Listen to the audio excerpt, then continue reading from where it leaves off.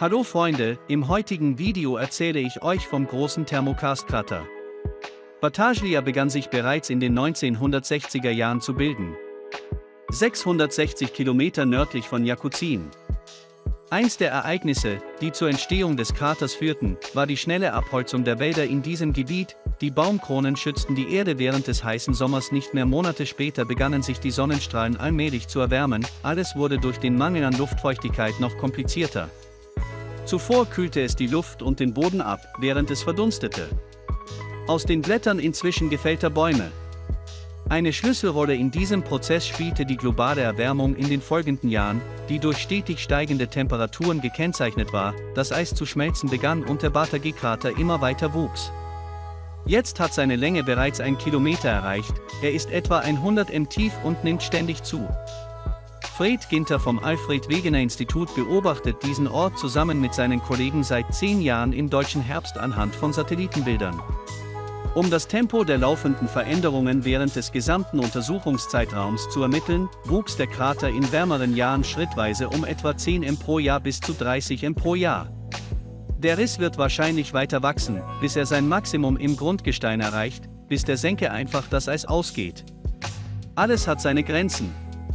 Schließlich wird sich die Mulde in eine überwucherte Schlucht verwandeln, an deren Grund sich möglicherweise ein See befindet, aber bis dahin werden noch mehrere Jahrzehnte vergehen. Wichtig ist, dass der Bahrain-Krater vom aktiven Schmelzen des Permafrost zeugt, der in 2 Typen unterteilt ist. Eins besteht aus unter der Erde verborgenem Eis, einem Überbleibsel der letzten Eiszeit. 2 Eisarten bildeten sich sofort in den Bodenschichten. In diesem ewig gefrorenen Boden liegt der Krater Battaglia.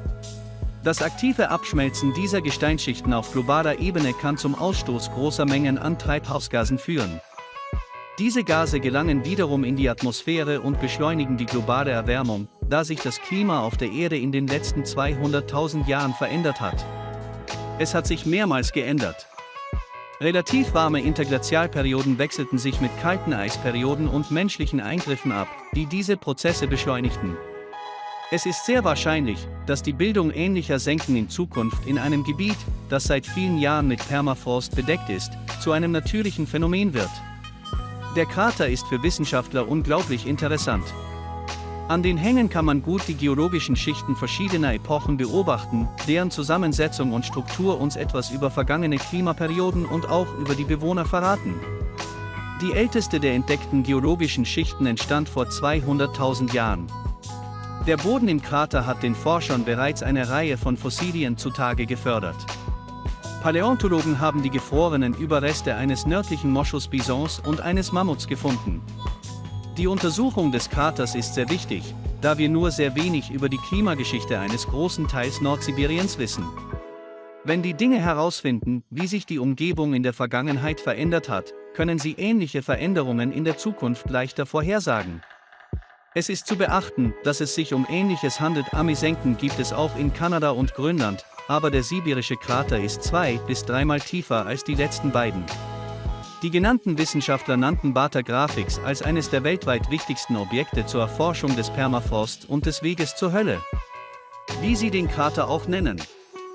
Lokals ist ein echtes Tor zu früheren Freunden und das ist alles für heute.